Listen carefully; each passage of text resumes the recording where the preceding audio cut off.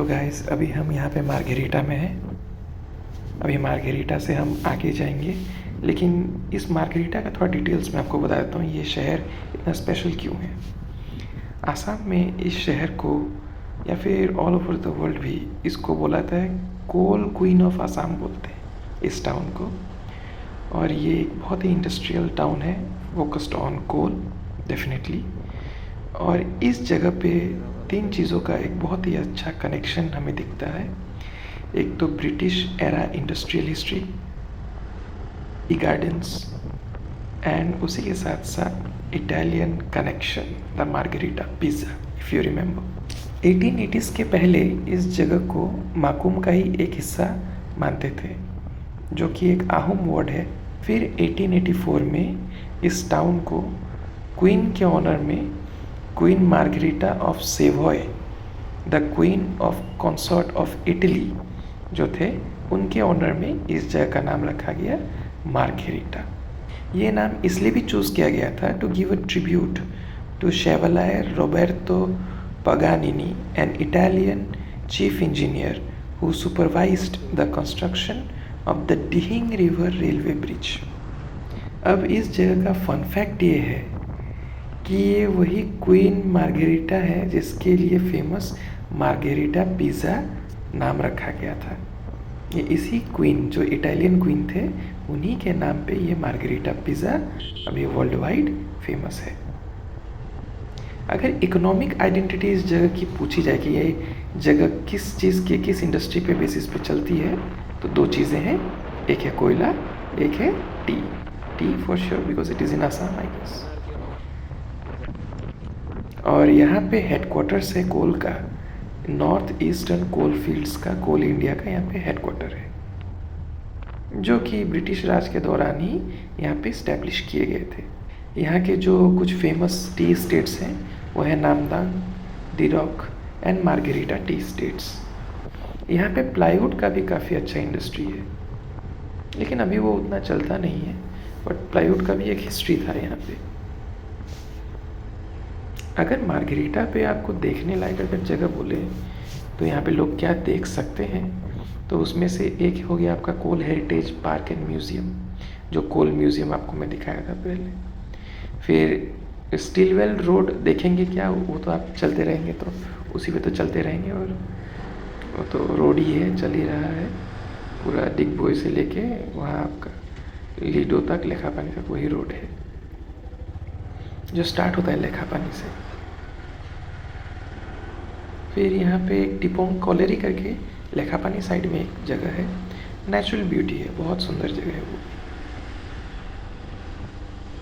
अगर पूछा जाए कि ये मार्गेरिटा टाउन कहाँ है, इसका ज्योग्राफिकल लोकेशन कैसा है, तो ये डिहिंग जो रिवर है, जो हमने पार किया था मार्गेरिटा से आते आते ब्लॉक की तरफ आते आते, जो रिवर हमने ब्रिज में पार किया था, उसी रिवर के साथ ये अटैच्ड है। ये रिवर के बैंक्स इसके थ्रू जाते हैं, पटकाई हिल्स का रेंज में ही आता है ये भी।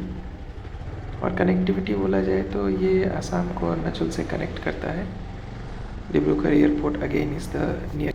तो गाइस, ये जो डिहिंग पटकाई नेशनल पार्क है, जो भी हम यहाँ जाने वाले हैं, इसके बारे में कुछ फैक्ट्स मैं बता देता हूँ। इसको अमेज़न ऑफ ईस्ट कहा जाता है। It is a very famous rain forest actually. और ये दो डिस्ट्रिक्ट में फैला हुआ है, एक है डिब्रूगढ़ डिस्ट्रिक्ट, एक है तिनसुकिया डिस्ट्रिक्ट। तिनसुकिया डिस्ट्रिक्ट जहाँ पे मैं रहता हूँ, Dibrugarh is the adjacent district. अब बात आती है कि ये खास क्यों है। ये खास इसलिए है क्योंकि पूरी दुनिया में ये इकलौता ऐसा जंगल है, एक इकलौता ऐसा नेशनल पार्क है जहाँ पे 7 different types of wild cats को एग्जिस्ट करते हैं एक ही सिंगल फॉरेस्ट में। कौन है ये 7 different types of wild cats अगर आप पूछें, तो ये हैं number 1 royal Bengal tiger, number 2 leopard, number 3 clouded leopard जो कि बहुत कम दिखता है, number 4 leopard cat, number 5 golden cat, number 6 jungle cat, number 7 marble cat. division. Let's see Dehing Patkai कितना दूर है. और अगर हम लोकेशन की बात करें तो ये पर्टिकुलर जो नेशनल पार्क है, देहिंग पटकाई नेशनल पार्क, ये पटकाई का जो हिल्स है, पटकाई हिल्स उसको हम बोलते हैं, उस हिल्स में, फुट हिल्स में ये सिचुएटेड है. मतलब पहाड़ों से नीचे ये जंगल आता है, पहाड़ों से होते हुए. एरिया अगर बात करें तो लगभग ये 234.26 स्क्वायर किलोमीटर का एरिया है पूरे नेशनल पार्क का, और इससे भी बड़ा हो सकता है क्योंकि ये बस एक पार्ट है एक बड़े रेन फॉरेस्ट का. इस नेशनल पार्क को 2004 में डिक्लेयर किया गया था वाइल्ड लाइफ सेंचुरी. उसके बाद इसको 2021 में अपग्रेड करके नेशनल पार्क बनाया गया. हालांकि ये स्टिल एक बहुत ही इम्पोर्टेंट रेन फॉरेस्ट है जिसके कंजर्वेशन के लिए काफ़ी सारे लोग एंड एक्टिविटीज़ एंड लगे पड़े हैं.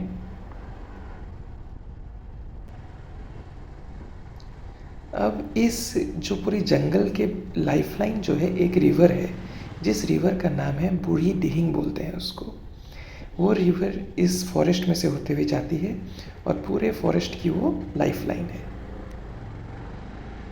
अगर फ्लोरा की हम बात करें, पेड़ पौधों की बात करें, तो इस फॉरेस्ट में एक पर्टिकुलर टाइप ऑफ ट्री बहुत ही डोमिनेटिंगली पाया जाता है जो कि एक्चुअली में आसाम का स्टेट ट्री है.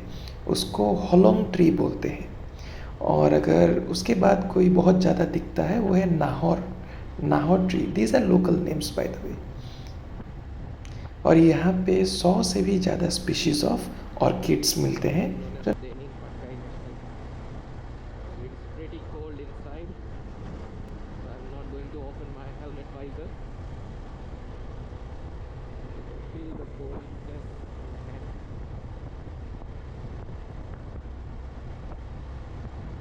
Next time if I have to go through this, I'll make sure कि हम थोड़े covered हैं fabric से.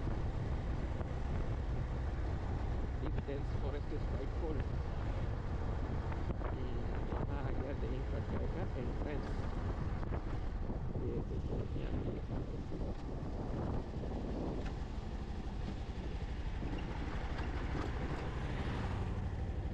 ये आप देख सकते हैं. ज़्यादा टाइम नहीं रुकूंगा. We'll just click some pictures.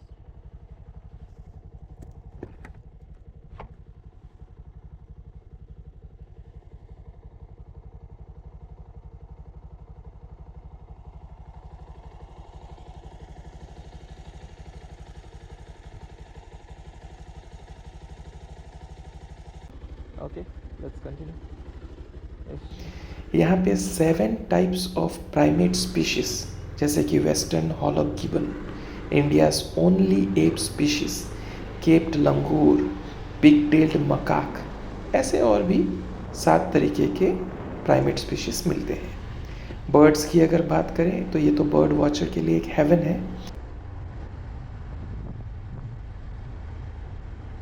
Till the time you can see cows on your path in a jungle, consider you are safe at that point. लेकिन अगर कोई हर्बीवोर नहीं दिख रहा है और तुम अकेले वहाँ पे हो तो बोलेंगे कि जल्दी घर जाओ.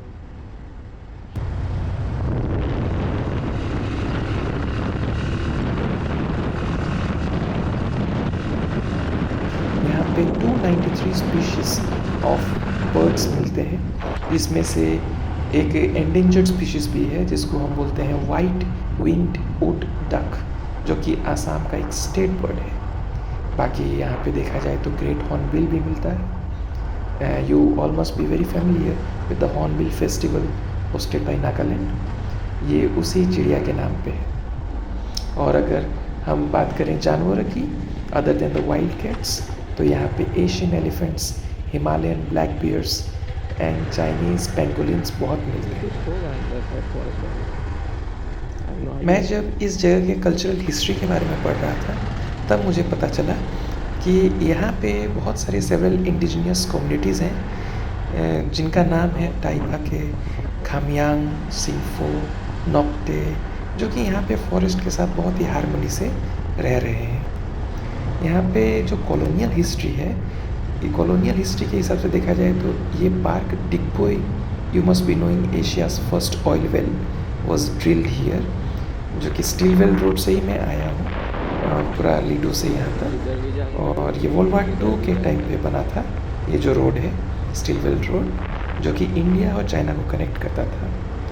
और ये पर्टिकुलरली जो रेन फॉरेस्ट है डिगबोई टाउन के बहुत ही पास है। सो आपको अगर लैंडमार्क चाहिए कि कहाँ पहुँचने से इस तक पहुँच पाएंगे, तो Digboi can be your landmark.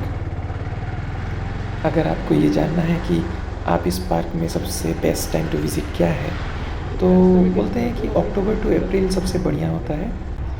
Rainy seasons जो होते हैं वो जून से सितंबर होते हैं, उस टाइम भी आ सकते हैं, उस टाइम का मज़ा भी अलग है। लेकिन एज़ यू ऑल नो, पहाड़ी इलाका plus rain equals to landslides, lot of difficulty in the terrains. So if you can then you can come, no issues, वो भी एक अलग ही एडवेंचर है। लेकिन बेस्ट टाइम है अक्टूबर से अप्रैल। नियरेस्ट एयरपोर्ट अगर हम यहाँ की बात करें तो तिनसुकिया डिस्ट्रिक्ट में तो ये थोड़ा बहुत गिरता है, लेकिन यहाँ पे जो डिब्रूगढ़, जो इसका एडजेसेंट डिस्ट्रिक्ट है, उसका अपना जो एयरपोर्ट है, जो मोहनबारी एयरपोर्ट, वो 80 किलोमीटर्स दूर है यहाँ से, and that is the nearest airport.